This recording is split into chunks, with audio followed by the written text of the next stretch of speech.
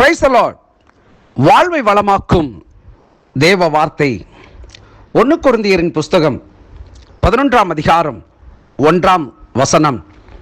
நான் கிறிஸ்துவை பின்பற்றுகிறது போல நீங்கள் என்னை பின்பற்றுகிறவர்களாயிருங்கள். ஆம் பிரியமானவர்களே, இதே 4:16 நாம் வாசிப்போம் என்று சொன்னால், ஆகையால் என்னை பின்பற்றுகிறவர்களாயிருந்து உங்களுக்கு புத்தி சொல்லுகிறேன் என்று பவுல் சொல்லுகிறார். இன்னும் பிலிப்பியர் 3:17 சகோதரரே, நீங்கள் என்னோட கூட பின்பற்றுகிறவர்களாகி நாங்கள் உங்களுக்கு வழிகாட்டுகிறபடி நடக்கிறவர்களை மாதிரியாக நோக்குங்கள் என்று வலியுறுத்துகிறார். 1 தெசலோனிக்கேயர் 1:6 நீங்கள் மிகுந்த உபத்திரவத்திலே பரிசுத்த ஆவியின் சந்தோஷத்தோடு திருவசனத்தை ஏற்றுக்கொண்டு எங்களையும் கர்த்தரையும் பின்பற்றுகிறவர்களாகி என்று குறிப்பிடப்பட்டிருக்கிறதை இங்கே நாம் பார்க்கிறோம். தன்னை உதாரணமாக பின்பற்றுவது நல்லது என்பதற்கான காரணத்தை பவுல் இங்கே கூறுகிறான். அவன் கிறிஸ்துவை போல் வாழ்வதற்கு தேவன் அவனுக்கு உதவியுள்ளார். உண்மையில் அவனுடைய வாழ்க்கையில் கிறிஸ்து இருந்தார். யாராயிருந்தாலும் பவுலுடைய உதாரணத்தை பின்பற்றுவதற்கான வல்லமை பெறுவதற்கு அதுவே வழி. கலாத்தியர் 2:20 கிறிஸ்துவுடனே கூட சிலுவையில் அறையப்பட்டேன், ஆயினும் பிழைத்திருக்கிறேன். இனி நான் அல்ல, கிறிஸ்துவே எனக்குள் பிழைத்திருக்கிறார். நான் இப்பொழுது மாம்சத்தில் பிழைத்திருக்கிறதோ என்னில் அன்பு கூர்ந்து எனக்காக தம்மை தாமே ஒப்பு கொடுத்த தேவனுடைய குமாரனை பற்றும் விசுவாசத்தினாலே பிழைத்திருக்கிறேன் என்று சொல்லி பவுல் இங்கே குறிப்பிடுகிறதை பார்க்கிறோம். பிரியமான தேவனுடைய பிள்ளையே, அப்போஸ்தலனாகிய பவுல் கிறிஸ்து இயேசுவை முகமுகமாய் அவன் தரிசித்தவன்.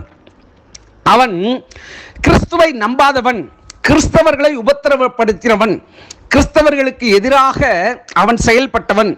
இன்னும் சொல்ல வேண்டும் என்று சொன்னால், கிறிஸ்துடைய சேவையை செய்த அநேக ஊழியர்களை அவன் கொலை செய்யும்படிக்கு அவன் கடந்து வந்த ஒரு மனிதன். அவனை தேவன் தொட்டார். தேவன் அவனை தொட்ட பொழுது, நான் என்ன செய்ய வேண்டும், நீர் யார் என்று அவன் கேட்கிறான். ஆண்டவரே என்று அவன் அழைக்கிறான். கர்த்தர் அவனோட இடைபடுகிறார்.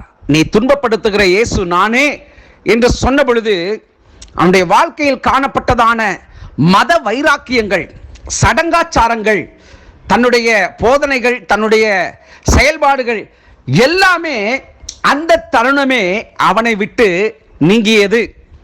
இன்றைக்கும் அநேக மத போதகர்கள் இருக்கிறார்கள், மதவாதிகள் இருக்கிறார்கள்.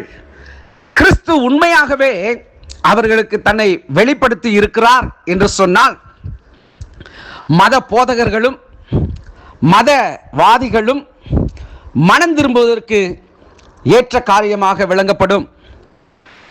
பவுல் சொல்லுகிறார், நான் கிறிஸ்துவை பின்பற்றுகிறது போல நீங்கள் என்னை பின்பற்றுகிறவர்களாயிருங்கள் என்று சொல்லி.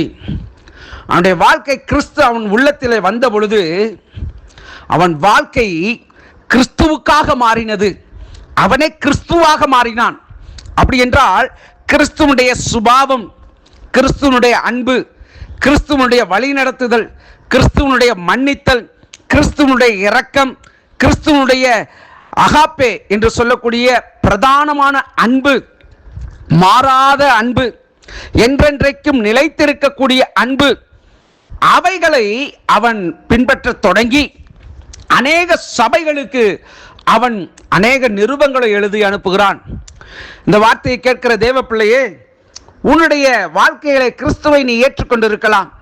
ஆனால் கிறிஸ்து உனக்குள் இருக்கிறார் என்பதை ஒவ்வொரு நிமிடமும் நீ உணர வேண்டும்.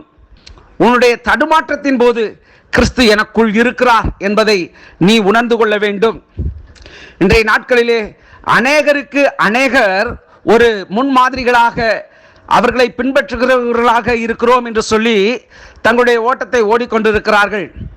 பவுல் இங்கே சொல்லுகிற காரியத்தை சற்றே யோசித்தால், கிறிஸ்துவனுடைய சுபாவம் அவனிலிருந்து வெளிப்பட்டது எப்படியோ அப்படியே நாமும் உலகத்திற்கு நல் மனம் வீசுகிறதான ஒரு ஜீவ சுவாசனை, ஜீவ வாசனை உள்ளவர்களாக நம்மால் காணப்பட முடியும். நிச்சயமாக கிறிஸ்து இயேசு நமக்கு எப்படி மாதிரியோ, கிறிஸ்துவை பின்பற்றின பவுலும் சொல்லுகிறார், என்னை பின்பற்றுகிறவர்களாக இருங்கள் என்று சொல்லி. அவனை பின்பற்றினாலும் கிறிஸ்துவை பின்பற்றினாலும் நம்முடைய நோக்கம் கிறிஸ்துவுடைய சுபாவம், கிறிஸ்துவுடைய சிந்தை, கிறிஸ்து நமக்குள் அவர் என்றென்றைக்கும் வாசம் செய்கிறார் என்பதை நாம் மறந்து விடாதபடிக்கு அவருக்குள் என்றென்றைக்கும் நாம் நிலைத்திருப்போம். செபிப்போம். பரிசுத்தமுள்ள நல்ல தகப்பனே, அப்போஸ்தலனாகிய பவுல் அவன் ஒரு எடுத்துக்காட்டாக வாழ்ந்த வாழ்க்கை, செய்த ஊழியம் எங்கள் வாழ்க்கையிலே உம்மை பிரதிபலிக்கக்கூடிய முன்மாதிரிகளாக அப்போஸ்தலனாகிய பவுலையும், ஆண்டவரே நீர் அவனை தொட்டது போல எங்கள் வாழ்வையும் தொட்டு நாங்கள் உமக்காக வாழ, வல்லமையான ஊழியங்களை செய்ய, மனம் திரும்புதலுக்கு ஏற்ற கனிகளை கொடுக்க எங்களுக்கு உதவி செய்யும். அநேகர் விழுந்து போகிறார்கள், மடிந்து போகிறார்கள். கர்த்தர் எங்களை நீர் நிற்க பண்ணியிருக்கிறீர். நாங்கள் விழாதபடிக்கு ஒவ்வொரு நாளும் எச்சரிக்கை உள்ளவர்களாக நாங்கள் வாழ எங்களுக்கு உதவி செய்யும். தேவ பிரசன்னம் இந்த நாள் முழுவதும் எங்களை தாங்கி வழிநடத்தட்டும். கிருபையின் கரத்திலே ஒப்புக் கொடுக்கிறேன். இந்த வார்த்தை கேட்கிற ஒவ்வொரு தேவ பிள்ளைகள் ஒவ்வொருவரையும் ஆசீர்வதியும். கிறிஸ்து இயேசுவின் நாமத்தில் ஜெபிக்கிறேன் நல்ல பிதாவே. ஆமென், ஆமென். God bless you.